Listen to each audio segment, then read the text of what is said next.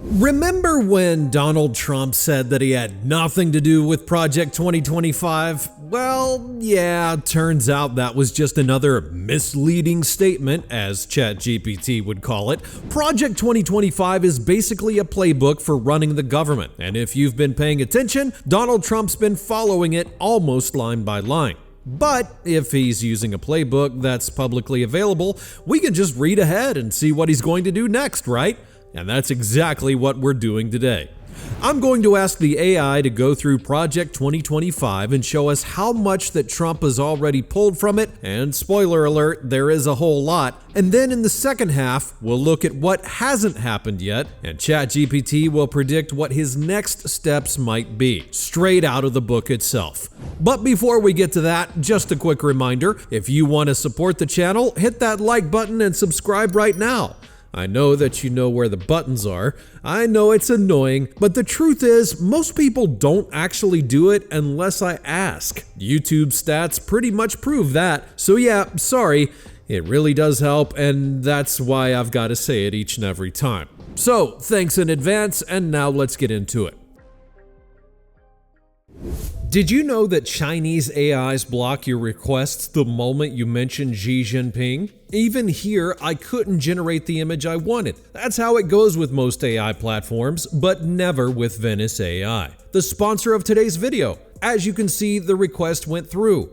Venice AI doesn't hold you back. It's a private AI that runs right in your browser. No tracking, no filters, and no one watching what you type. You can ask anything and actually get a response. No data collection, no censorship, and no random blocks just because your prompt was too sensitive.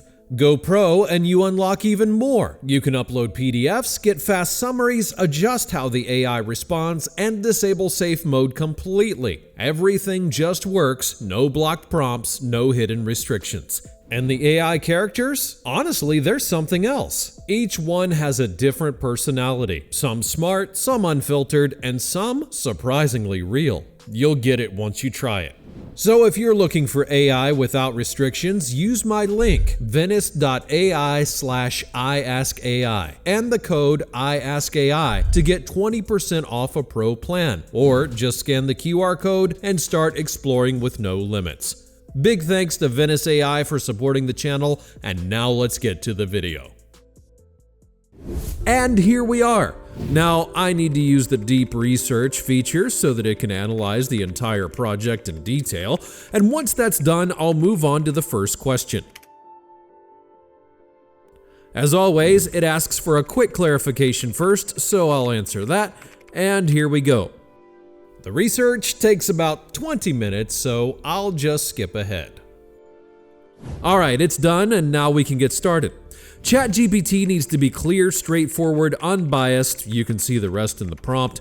And first up, I want to know, what parts of Project 2025 has Donald Trump already put into action? So let's break it down in detail, and here it is.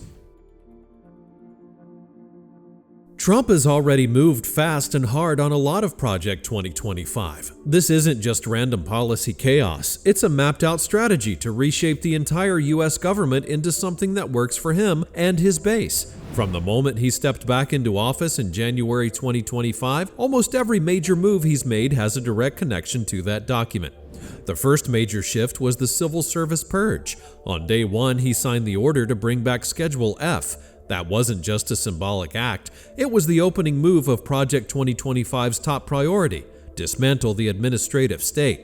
The plan literally says to remove job protections for federal workers so they can be replaced with loyalists, and that's exactly what's happening. Already, staff are getting pushed out across departments. These aren't incompetent workers, they're just not on Trump's team.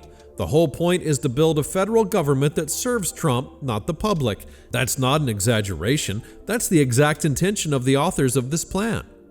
Then there's immigration. This is where Trump didn't waste a single second. Right after the inauguration, he declared a national emergency and sent thousands of troops to the southern border.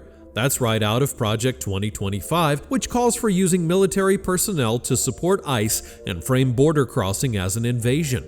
He also restarted the wall, but that's just the visible part. The deeper change is in policy.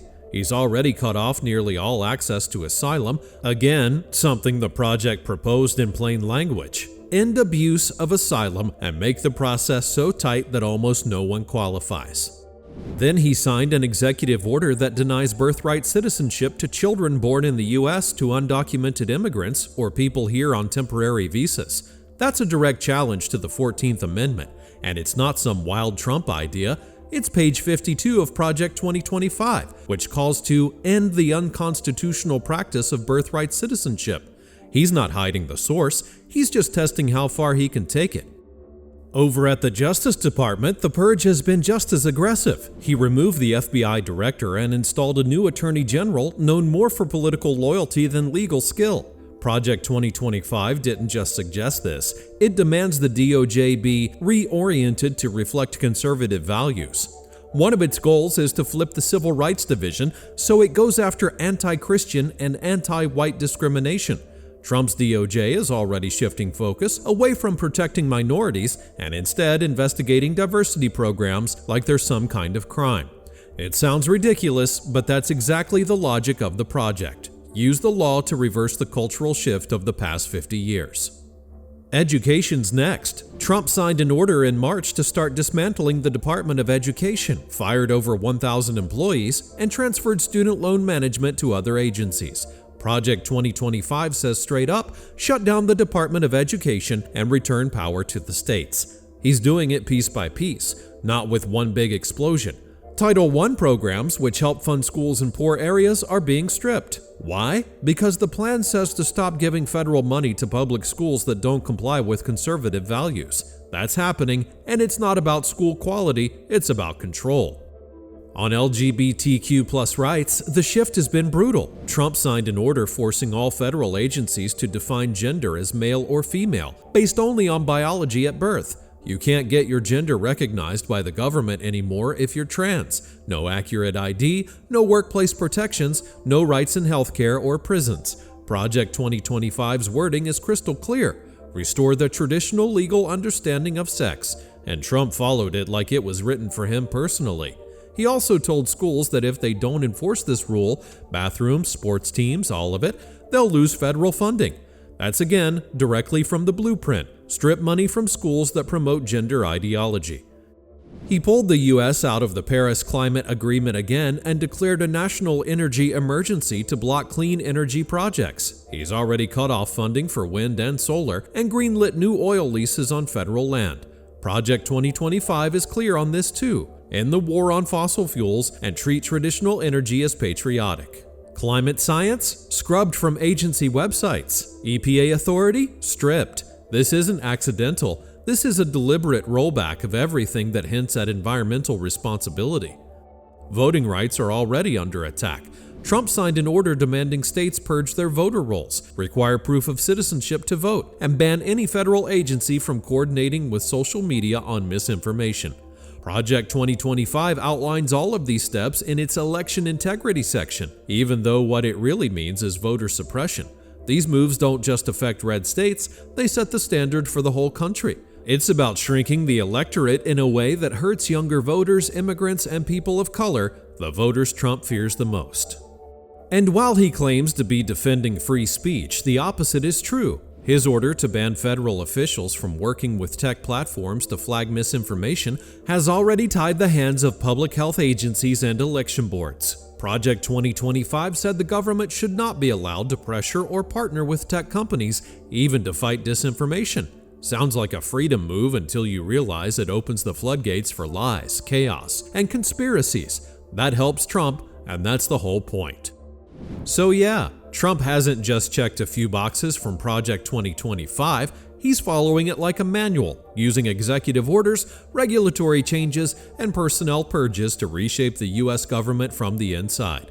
This is what it looks like when a president returns to office not just with power, but with a plan to never let it go again.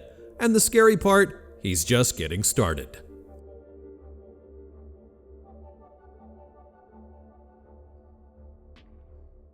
Alright, hold on, chat. People are already saying that you're all about fear-mongering. It sounds crazy, yeah, but let's just see what might actually be coming.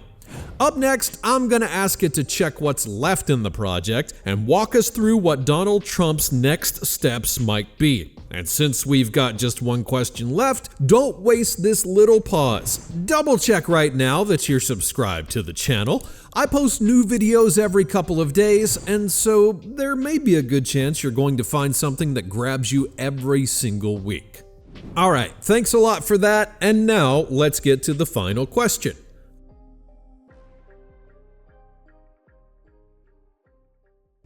Okay, ChatGPT, go ahead and predict the next steps if Donald Trump keeps on following Project 2025. And here we go. If Trump keeps moving at this pace, the next wave of changes could be even more extreme. He's already knocked down the doors of civil service, immigration, education, and gender rights. The next phase is about locking in permanent control over the legal system, the states, and the public narrative. First, expect a major expansion of presidential power over federal agencies. Project 2025 wants to give the president total authority over DOJ, FBI, Federal Reserve, CDC, all of it. This isn't theory. The plan explicitly calls for removing their independence and making them accountable only to the White House. Trump's already started with DOJ and FBI, but next will likely be the Federal Reserve. Second, watch for the Insurrection Act to be updated or reinterpreted.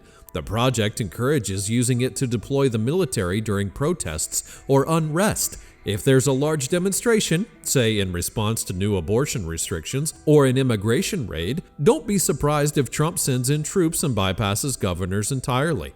The blueprint is clear: give the president more power to control domestic order with military force. Third, we'll likely see a mass expansion of surveillance and domestic intelligence targeting political opponents. Project 2025 wants the government to track not just criminal activity, but leftist extremism, civil unrest, and cultural subversion. That's vague on purpose. It gives them the freedom to target protesters, journalists, unions, or even teachers. Trump already believes the media is the enemy. This phase would let him build tools to monitor and punish dissent in real time. Next, expect direct federal attacks on blue states. Project 2025 says federal aid should be conditional. That means Trump could cut disaster relief, education funding, or infrastructure money from states that don't help ICE, enforce his abortion rules, or ban gender-affirming care. He won't need any new laws, just executive authority and agency control. California, New York, Illinois, they'll be the first to feel it. Also coming, a nationwide crackdown on birth control access. Project 2025 lumps hormonal contraception like IUDs and Plan B in with abortion drugs. If Trump's team applies the Comstock Act, like they've already started doing, we could see federal bans on mailing or selling birth control pills, even in states where abortion is legal. That sounds extreme, and it is, but it's written into the playbook. On education, the next step is national school voucher programs. The idea is to let parents use public tax dollars for private or religious schooling, mostly Christian schools. Trump's already defunded programs tied to low-income public schools. The next move is to redirect those funds into voucher systems across every state. The goal is clear: weaken public education, elevate Christian conservative values, and strip power from teachers' unions. Then comes eliminating Social Security and Medicare welfare fraud. That sounds like cleaning up abuse, but Project 2025 wants to restructure eligibility, which could mean millions losing access if they're labeled able-bodied or non-compliant. Trump says he won't touch Social Security, but the plan says otherwise. If he follows it, seniors and disabled Americans will feel it. And if he gets the political momentum, he'll push new national voting restrictions. Project 2025 recommends a proof of citizenship requirement, paper-only ballots, voter roll purges, and even changes to early voting rules. These would suppress turnout in swing states. Most of it won't come through Congress. It'll come through federal guidelines, DOJ threats, and election board pressure. And finally, don't forget foreign policy. Trump has already pulled the U.S. out of major international agreements like the Paris Agreement, the World Health Organization, and the UN Human Rights Council. What's next? Leaving NATO isn't off the table. Project 2025 calls for rethinking foreign alliances that don't offer immediate economic value to the US. It's not about shared values anymore, it's about transactional nationalism. If NATO doesn't play by his rules, he'll walk, and that would shift the global balance overnight. So what's next? If Trump keeps following Project 2025, we'll likely see federal takeover of monetary policy, military forces against protests, mass surveillance of political opponents, funding threats to blue states, attacks on contraception, national school vouchers, cuts to Social Security and/or Medicare access, voter suppression through new federal standards, possibly leaving NATO. And this isn't alarmism, it's in the document. The only question now is how far he'll go and how fast. Because if the first 100 days are any sign, the rest is coming sooner than people think.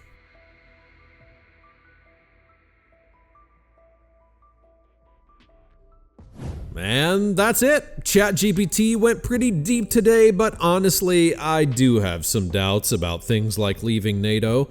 For some reason, it just doesn't feel like it would be that catastrophic.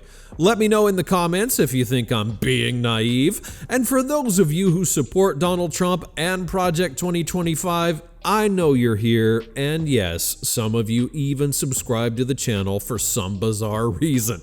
But tell me in the comments why you think that we're wrong. Now, don't forget to subscribe to the channel, leave a like, and check out the links in the description if you want to support the channel directly. After that, click on the next video where I actually asked AI how to stop Trump, and it gave a surprisingly solid plan. Thanks for watching, click on that next video, and I'll be waiting for you there in just a moment.